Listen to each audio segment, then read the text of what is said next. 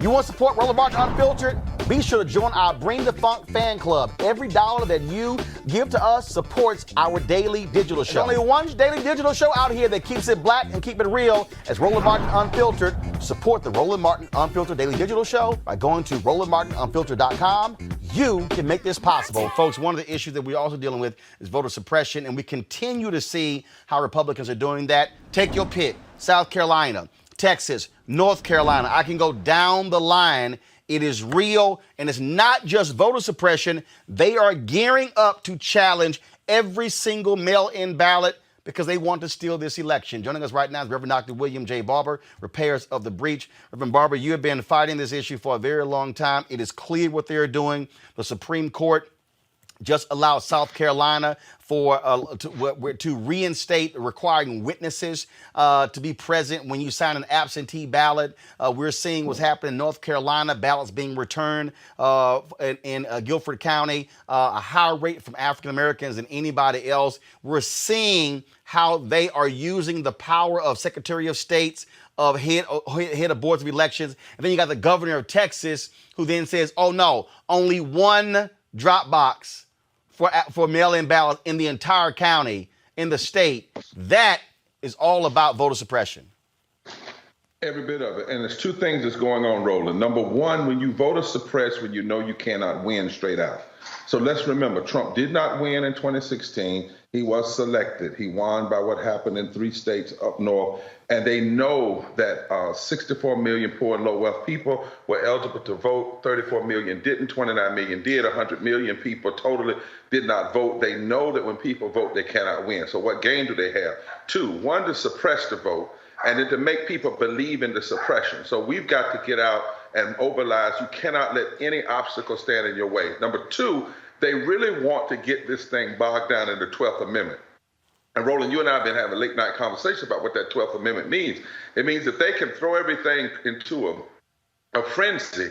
It can actually get to where it'll be a vote in the House, and it'll be a 26, 22, 24 vote, because there's a process in the 12th Amendment that allows it to end up being a vote per state if the election is not certified by a particular time.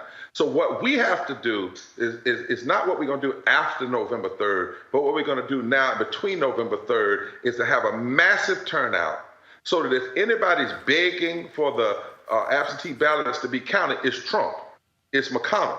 We have to have a massive turnout now. We got some stuff to fix in the law later. We got to restore Voting Rights Act and all that. But right now, we need a vote just like South Africa when they first got the vote. Right. Leave no doubt. Leave no doubt. That's right. Okay, I told somebody that you get your mask, you get some sunglasses or whatever you need, you put some gloves on, you pack you a sandwich bag, you get some water, you take a folding chair, whatever you have to do it early. If you don't do it early, absentee, do it early voting, same day registration in North Carolina, but on election day, leave no doubt. This is all about an attempt to try to throw this election into the United States Senate. And then to the House of Representatives, and then to that little crazy clause that they put into place in the 12th Amendment, where it comes down to the states each having one vote, and that vote is dependent on who controls basically the congressional delegation in the United States House. We cannot go to that place. We have to leave no doubt. And again, they are also, this is the first time in a number of years, a couple of decades at least, where the Republicans are not under a consent decree not to have voter intimidation. Donald Trump has already called for his people to go to the polls, to watch other people. They want to intimidate people at the polls. That's right. So what we have to do, you want to come watch us, watch millions of us vote, right? Ain't nobody scared. You go vote. You don't sit back. You don't allow this to take place. This is like Harriet Tubman in that movie saying, I won't give me liberty or give me death. We're not playing. And we got to also unpack these lies. I cannot continue to tolerate, especially black people, who come on and talk like Trump has done so much for black people. It's a straight up lie. Democrats may have had their problems, but you know, that's some stuff we need to deal with, not just with white Democrats, but we need to deal with that with the Black Congressional Caucus. If 61% of African Americans are poor and low wealth, why isn't that a major issue of the caucus? So why isn't, the health care and living wages and universal health care, not just the affordable care, but those are things we need to deal with post November. And it's on us to deal with that. Right now, you got a criminal. You have Donald Trump is not crazy. He is calculating. He's not by himself. He's determined to destroy this democracy. And what he's saying, one thing he'll do, if he promises you he's going to turn loose militias, he'll do it. He said in 2016, Roland, that he wanted to change the 14th Amendment, that he was against living wages, that he was going to tear down health care. And one thing about him, he has tried to do everything he said he's going to do. So he has a record. So if folk are going to come and intimidate you, then we cannot let them. If they want to come watch millions of us vote, watch us. But the last thing we can do is say we're not going to be there because some folk might be traveling around. In the last election, Roland, I don't know how many people know this story. In North Carolina, they were riding around when Obama was running in 2008. They were riding around with effigies, trucks riding around with nooses and effigies. What we decided to do is say, okay, you want to ride around with an effigy? We're going to march 1 million people to the polls during early voting and same-day registration. That's what you do. You respond by not backing down. Can you speak to what I just talked about, again, with repairs of the breach? That's obviously nonpartisan, what you do. But y'all have hosted events, Poor People's Campaign, invited both candidates as well. And I've been saying for more than a year that these Democratic candidates need to be doing a black male town hall. I went to every single one of the candidates in 2019, said they should be doing it. I said, because you need to be talking to the people who are disaffected. And we see what the numbers are. And here we are. Yeah, it's October 6th. But I don't care whether it's Zoom, whether it's StreamYard, whether we do it here. Joe Biden and Kamala Harris needs to do something specific talking to black men, because the polling data is clear. In battleground states right now, 15 to 20% of black men say they're going to vote for Donald Trump. Yep. The expansion in this election is two places: black men and poor and low-income people. In Florida, for instance, all you need is 7% of poor and low-wealth people that didn't vote last time, 105,000 votes to overcome the margin from 2016. In all of these states, if you push black men, particularly, to the polls, it can change everything. You cannot let Trump just get away with 10 or 15% of the black vote. You cannot let Trump get away with the poor and low-income vote. We need volume now. And you're right, Roland. We have to speak specifically. I've said and continue to say to campaigns, listen, this is how you do it. Here's my policy on health care. Now, let me break down for you. If this policy is implemented, this is how many black men will have health care that don't have it. This is how many black women will have health care if they don't. This is how many white folks. You go down the line. Here's my policy on living wages. If this policy is passed, this is how many million black men will have a living wage job. This is how many black women will have a living wage job. Here's my policy on education.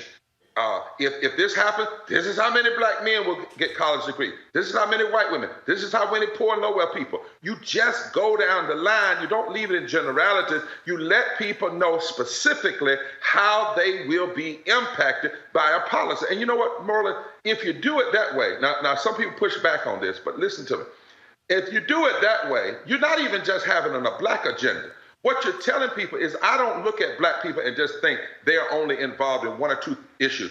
I want you to know I look at the race issue in everything my administration is going to do.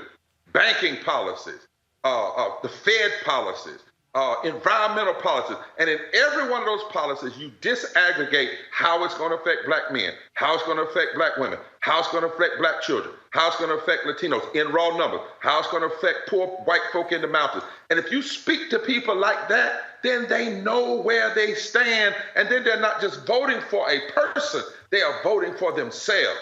And that's why, and that's why, again, when we ran the ad, I don't want to hear this just general stuff. My mama felt great when she got named vice president. I get that, okay? Totally get that. I don't care. Look, I said it when Ta-Nehisi Coates did this big old piece, on the Obama presidency, and damn near everything in the, I think there was like one line dealing with policy, and the whole piece was all about how he makes us feel. I'm like, damn, how you make me feel. I need to know, how did your policies impact me? And it's not that hard to sit here and just what you say, go through the whole deal. My criminal justice reform plan will impact black men this way. My health care plan will impact black men this way. My business plan, when it comes, my housing plan. That's all you got to do. That's it. And you know, as a preacher, you just do Jesus. I mean, Jesus, that's what Jesus did. He said, I care about this group, this group, this group, this group. This is what's going to happen. But do Martin King, this group, this group. All of our movement. Do Harriet Tubman. Do Frederick Douglass.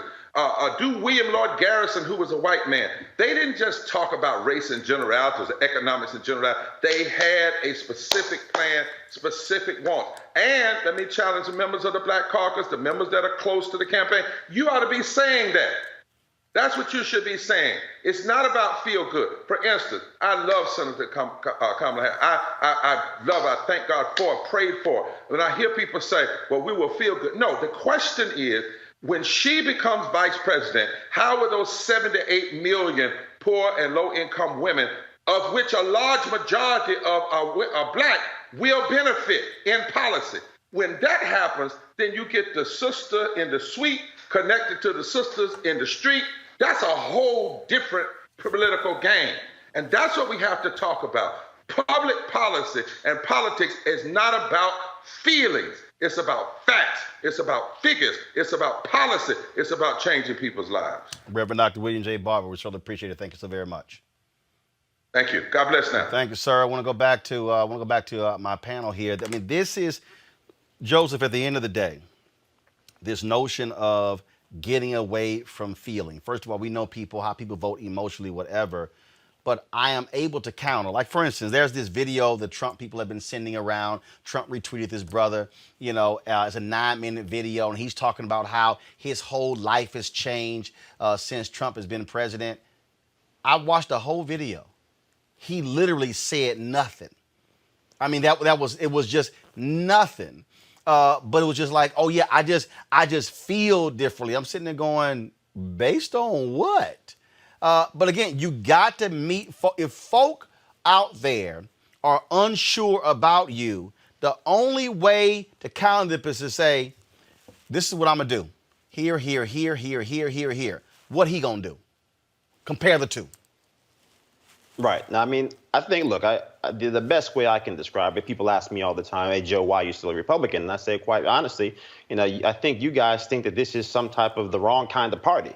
Now, I'm not here for the open bar. I'm here to leverage power for myself, for my family, and for my community. And I think the issue becomes that we as black people have been disempowered for so long, we no longer know how to wield it or leverage it. And so I think the issue becomes when you come down to these elections where, you go back to, 1988, Jesse Jackson talking about Reagan won by the margin of despair. Well, the reality is that when it comes to black people, we are always living and dying on the margins of despair. And I think that the people become so desperate because they listen to people talk about what they will do for our community, but at the same time, understanding that those people have never actually leveraged their own political capital when it was inconvenient for them to do things on behalf of black people. And I think that for better and for worse, that's one of the criticisms that people had with the Obama administration, that for 8 years they had a person that they knew personally cared deeply about black people, but didn't necessarily leverage political power to do things specifically on behalf of an African-American agenda. And similarly, now the concern becomes, as you have this 5%, 10%, 13%, close to maybe 20% of black males looking desperately for some sign of opportunity and hope, they will look to any sign of something that is different than what has come before. Because at the end of the day, what people are truly looking for is a chance and a crack, a chance to have a choice. And ultimately, even if the choices are inconvenient, black people having to choose between either having your children be safe on the stoop or having your children being shot after a police stop gone wrong, these are unenviable decisions, but ultimately the only decisions that we ever face because of the fact that we've been disempowered and disenfranchised year after year, generation after generation. But Lauren, this goes beyond just black men. When you look at, there's very soft numbers when it comes to young voters, specifically specifically young black voters. And so that's why, again, they have to make a very clear and precise argument speaking to this is what I am going to do and hold me accountable when I win. Well, yeah, I think obviously one of the biggest issues for young voters is just the state of the economy in terms of obviously the cost of college, cost of higher education is a huge one. You don't really see Joe Biden talking very specifically on anything because he has to spend so much time really in the in the sort of world of talking about Donald Trump, which is understandable because we were at a crisis point in this country with regard to COVID and unemployment as a result of the COVID crisis. So I get what Joe Biden has to sort of negotiate there, but it really gets him away from talking specifically to any constituency, whether it be young voters or black voters or anybody else.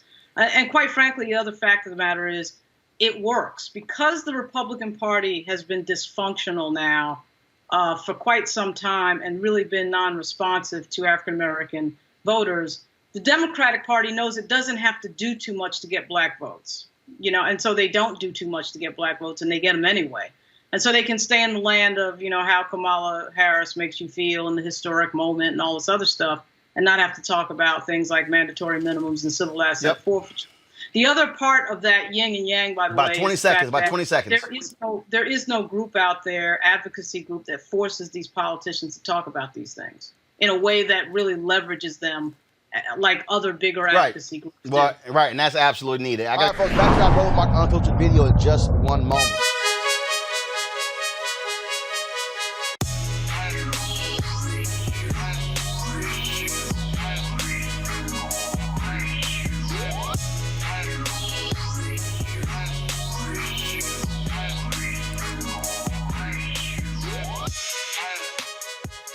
All right, we support black-owned businesses here on Roland Martin Unfiltered. The folks at Ceek.com, they, of course, have a couple of things. Their virtual reality headset right here, folks. You just drop your cell phone right in. You can look at their content on Ceek.com or look at 360-degree video right here through this headset. It's it's pretty fabulous to actually be in the room, in the place with that virtual reality video. They also have these great 360-degree 4D headphones. Gamers love them. You can listen to music, watch videos, great surround sound. All of that's great. These two devices here you can get from Ceek.com, Ceek.com. Use the promo code RMVIP2020, RMVIP2020. And we certainly thank Mary Spiel, the founder of the company, and folks at Ceek.com for being supporters of Roland Martin Unfiltered.